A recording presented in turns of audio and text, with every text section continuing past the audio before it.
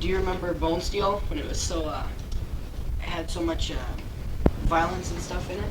Well, I remember enough that Terry talked about it, but I remember when there used to be two hotels, train. I think they had 2 or 3 passenger trains every day.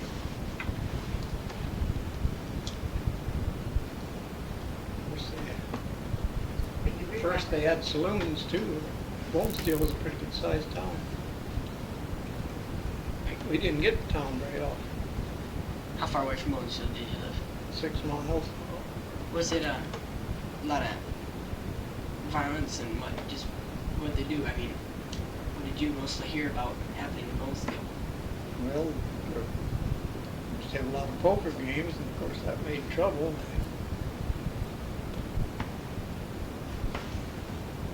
Dad always talked about that they never run out of oxtail soup. If they got low, they just added more water. Oxtail soup. And they used the soup off of buffalo and that tail. They made called an oxtail soup. We've heard of that. How about like, do you remember anybody around Bone Steel that caused a lot of trouble most of the time? All through the bootleg days, there was a lot of trouble too.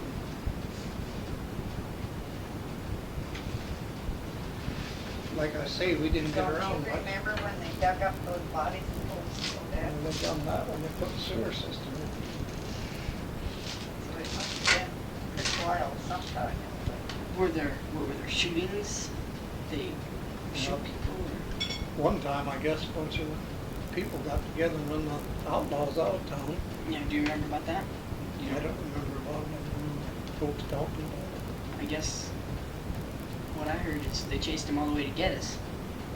it. That's what Mr. Moon was saying. How about Mulehead Ranch? Did you tell about that? Well, it was a big place. I never really got down there when I was running. I had a cousin that worked there, run clear up here to north of Berg, down to east of Bonesteel, along the river. What was the Mulehead Ranch? What did that really do? What was that?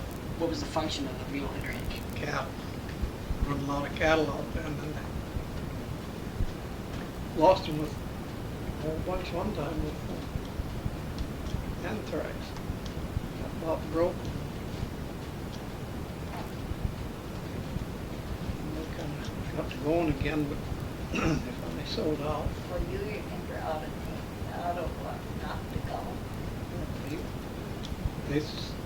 I don't know, when they sold out, they split it up into small pieces. What? You don't remember the Jackson brothers? I don't know. Like, do you remember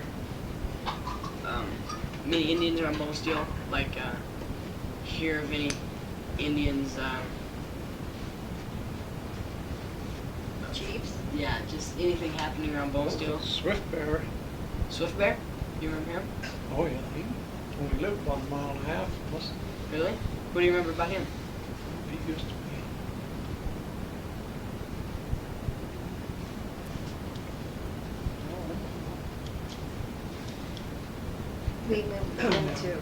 We moved into the Jim Luckany place. Jim was a full-blood Indian, and so was his wife. And we moved in there. It was one of the cleanest houses we'd moved in. It was a new house, you know, but it wasn't fancy, but it was clean. And one day Jim come over. He wanted to. He generally come over to see if he could get a little money on the rent. See, so if they wanted to do something, why they had a little.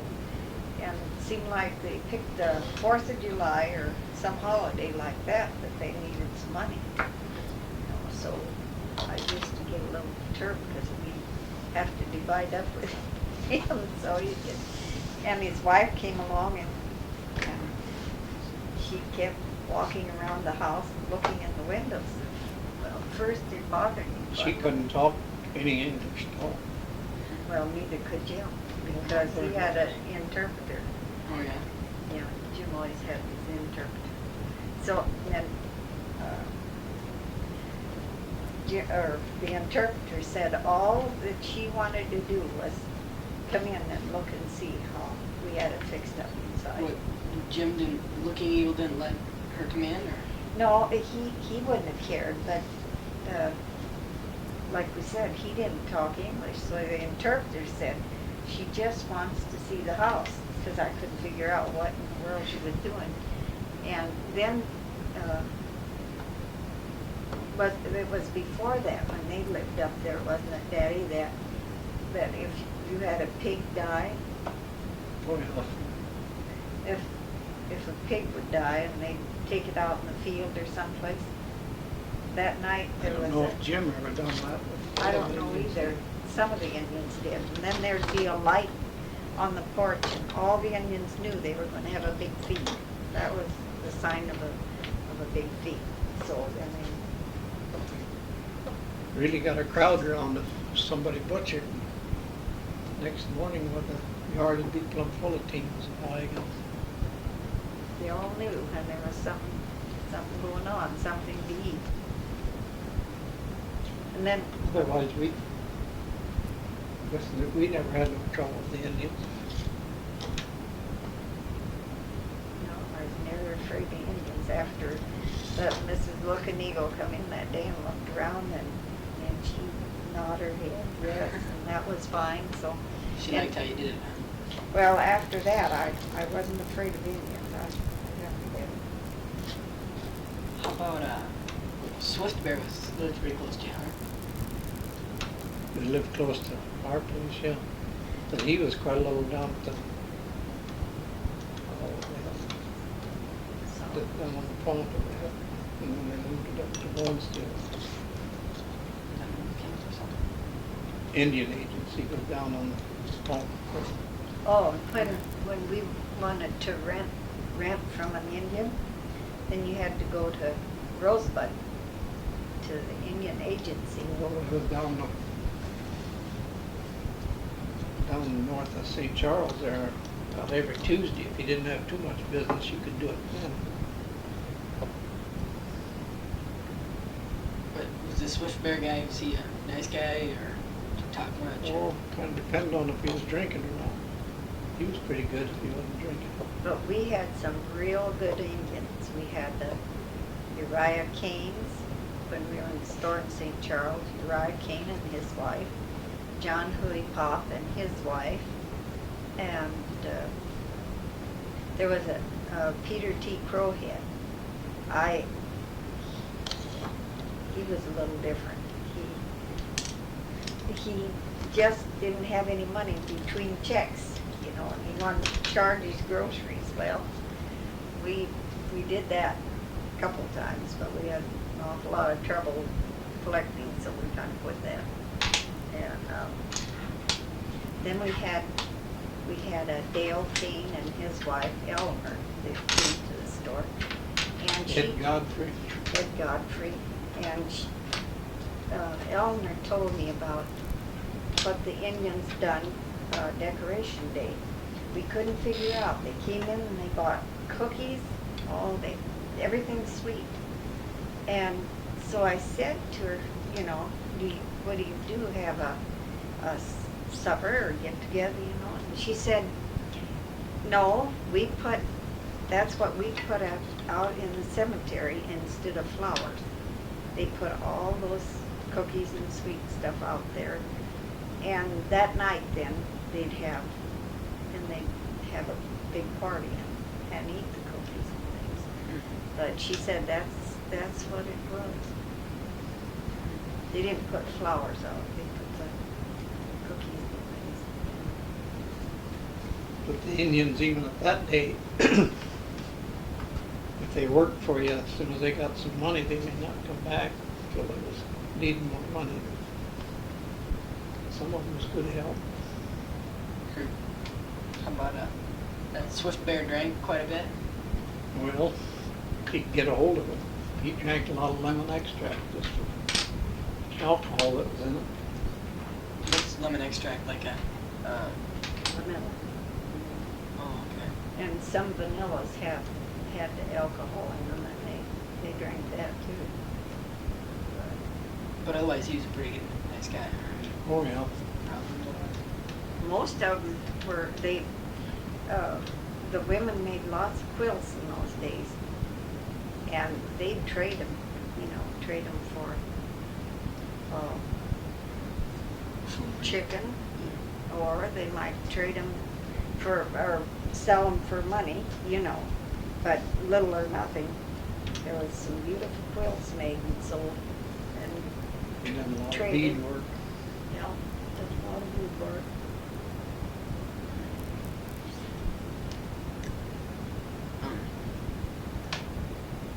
There weren't many Indians around here when you moved up here, were there? Not very many here. I suppose that's about the 50s. Seemed like around Herrick. The Indians kind of, it's pretty thick around Herrick. How did your dad get his land? Where did he move when he moved here? Just Well, he bought school land down there.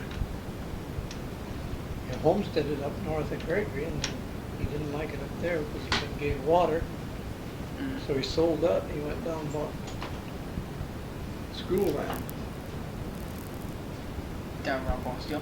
where Roger's living now. Okay.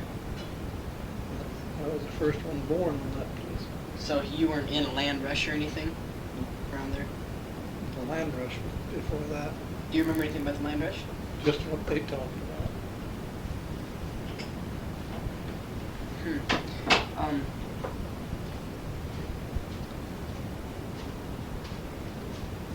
Is there anything you'd want to add about anything you can remember? Do you think would be important? That's such good history.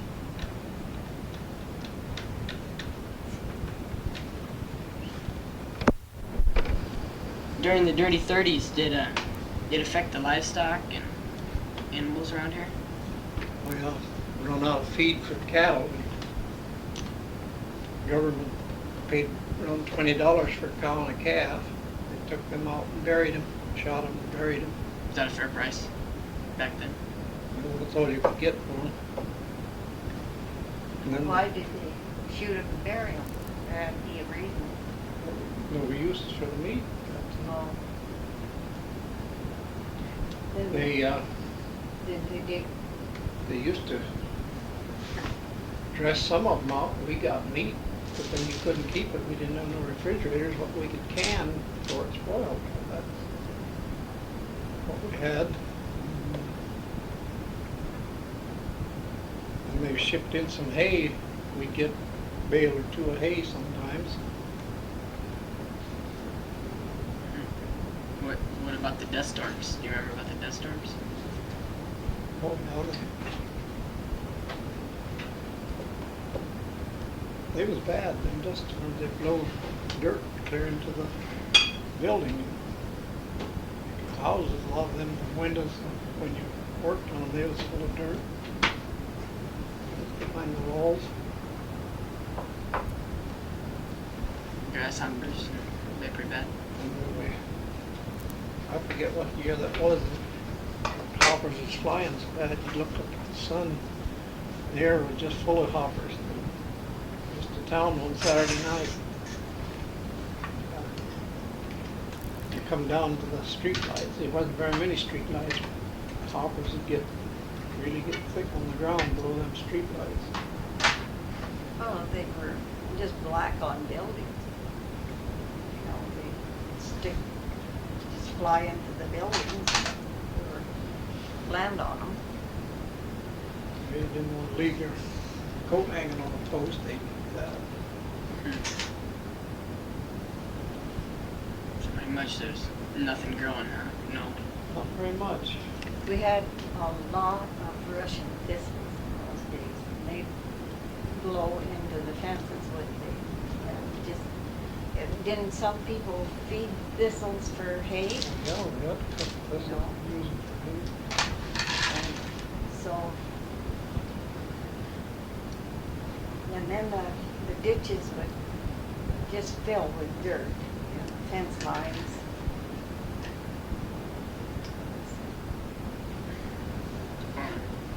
sometimes when those clouds would come up, we dug a sort of a,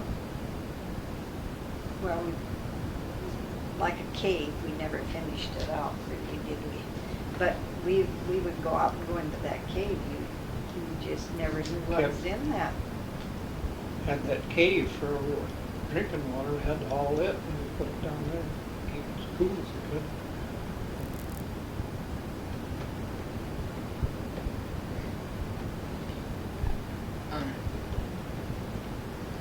What about down around where the bone steel? Do you remember Wheeler when it was still around? I remember Wheeler, we'd go across the bridge on the Missouri, and it was on the east side of the river. What do you remember about that town? Well, I remember we just went by it. There wasn't much to it. When we first went pheasant hunting, I guess we went across the river. We had pheasants there before we did. Lake Andes and Platte. And that's where we had the first talking movies. Platte and Lake Andes both put one in about the same time. Then when we'd go down to Wheeler, that burning bluff, you could tell it was a burning bluff, couldn't you? Because Smoke. of smoke. We walked over there. Ground would be warm around it. And then they had a little store across the bridge. That was a Wheeler, wasn't it? Yeah, it was called Wheeler. It was a Wheeler Gas store. station. Did they have post office there? Do you remember the courthouse being in the courthouse in Wheeler one time? In Wheeler? Wasn't it Wheeler? I don't remember. The courthouse was in Fairfax when Yeah, I was that'd a be great. girl. Yeah, Yeah. that would be in Gregory County. No, I didn't know there was ever a courthouse there, but then I'm not saying there There used to wasn't. be a ferry run across to Wheeler. That's how they used to get across. On a ferry. This side was across. And I never went on that. I think them Raymonds, Cherry Raymond, he used to run And then Scalp Creek, that was down, wasn't that down from Wheeler? It was down the river, wasn't it? Scalp Creek was on the river. it. Don't run into the river, I guess. What can you tell me about Skull Creek? Do you remember anything about that? Rattlesnakes. Rattlesnakes? Oh dear. Yeah, it's, well, otherwise, I really never was down to Scalp Creek too much. My sister and her husband lived down there. We went down and picked gooseberries.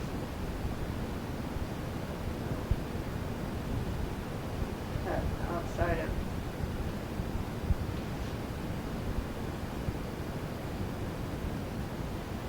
I guess you'd say, Brian, you just didn't get around in those days like people do now. Mm-hmm. How Get about into the areas?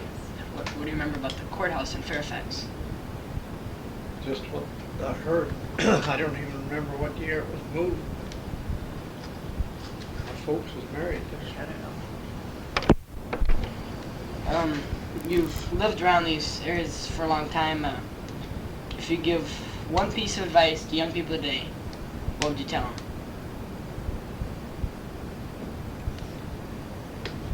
I suppose to get their education and so they're equipped for this day and age jobs. All the Have more computers education. and everything. I think you need your education and your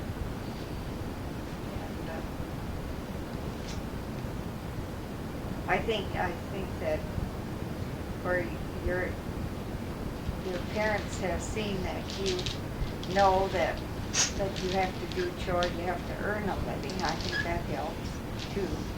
And You like to have little chores to do. yeah, it's good for kids to have chores to do. I really think it makes good kids of them. And Well, experience is more than a lot of education. If you got a little experience of working, why that helps you get a job and keep it. Anything else you want to add about anything?